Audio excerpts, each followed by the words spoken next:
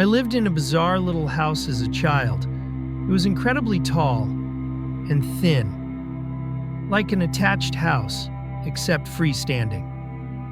3 floors, a basement, and an attic. It was full of quirks.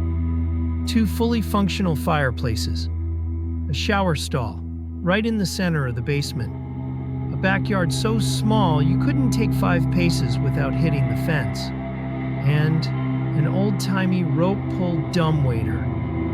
That led from the kitchen to my bedroom. I love that weird little place.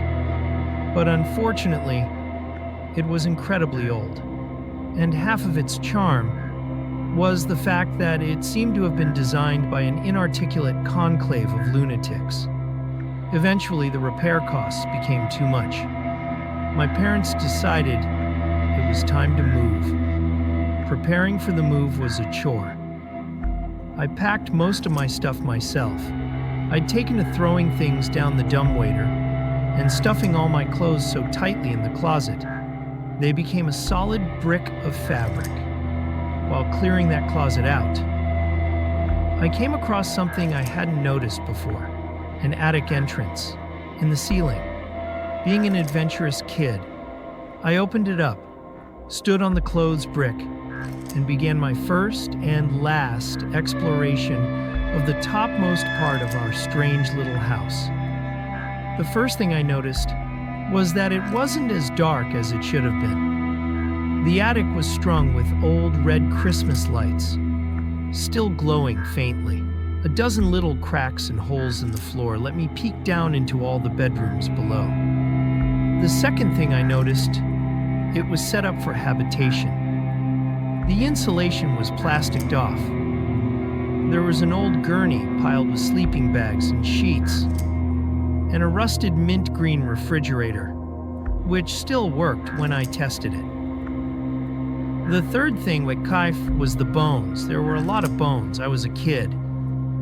I didn't understand anatomy very well, but I could tell these were from all sorts of creatures, large and small, clean and white, heaped into piles around the center of the attic. At least 6 piles. One of them, maybe 2, were blackened, as if someone had tried to burn them. And on the walls near those black piles were scrawled dark messages, written in what I would later understand was bone char. Mostly they were just smears, but one word appeared more than once. Sorry.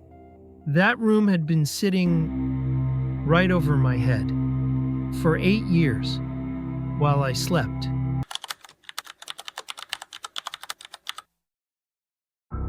I was working the evening shift at a gas station. It was a quiet, ordinary night when a man walked in. He looked disoriented and confused. I approached to help. He had a gash on his head and seemed to have no idea where he was. I looked around, no signs of a car crash or any trouble nearby. I figured he must have fallen or something. Normally, we're supposed to stay inside the glass-shielded register area whenever anyone's in the store. But trying to be a decent human being, I stepped out to assist him while calling the police and EMS. They arrived and checked him out. They suspected he might have a skull fracture. He was taken to the ER, and I returned to my shift. A few hours later, the cops came back by for some coffee. One of them pulled me aside and said, "Man, you just saved yourself. Turns out that guy was hit with a baseball bat while trying to break into a little girl's bedroom. He's wanted for rape and murder in 2 other states." Since that night, I never left the register area again.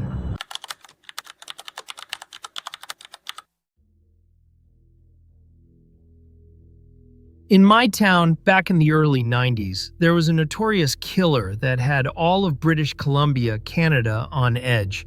My wife's mother, long before I ever knew her or the family, had a terrifying experience one night. She was home alone while her husband was away in England, working as a tree surgeon. She was in the laundry room when, suddenly, a man walked up from the basement, She was completely startled and shouted, "What the hell are you doing here?" The man calmly replied that he was a friend of her husband and had just come by to see if he was home. Claimed her husband told him it was okay to walk in whenever. She knew immediately it was a lie. Thinking quickly, she told him her husband had just gone to the store and would be back any minute. The man nodded and said he'd wait for him outside. As soon as he left, she called the police, but by the time they arrived, he was long gone. 2 weeks later, the killer was caught. His mugshot was shown on TV. It was the same man who had been in her house.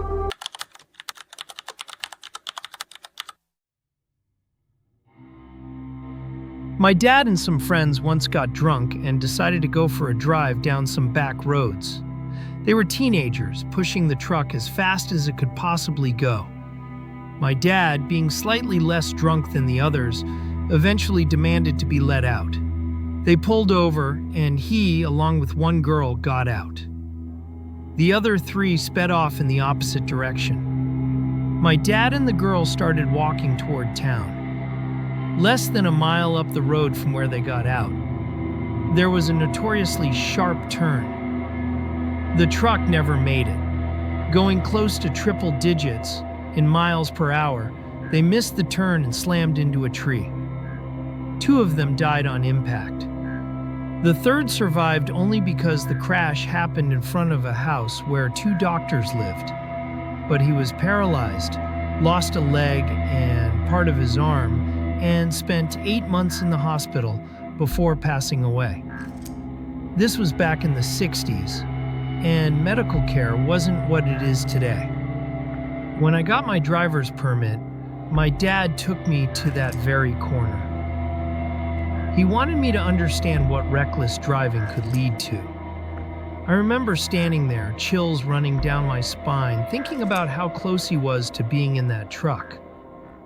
He told me that the driver's father had the remains of the truck hung in the center of town for months afterward, as a warning to everyone.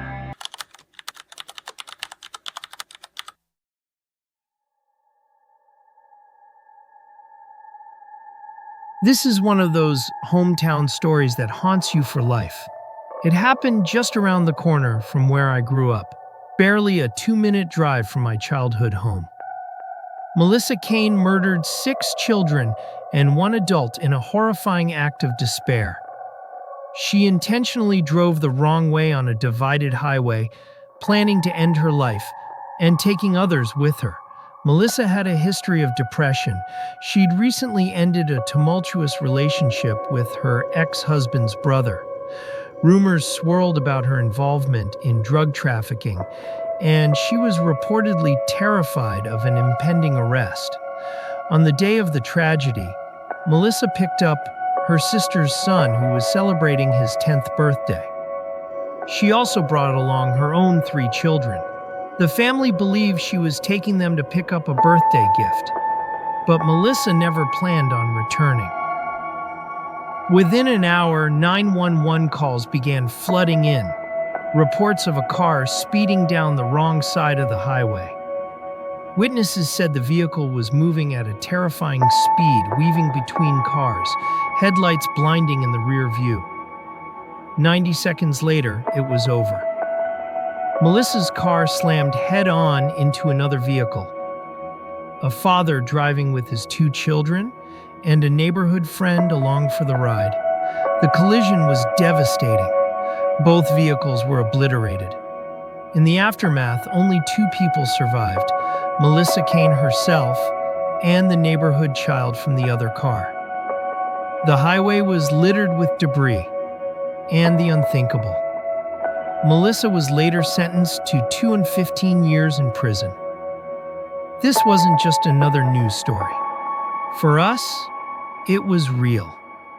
It was personal, and it changed the way we looked at that stretch of highway forever.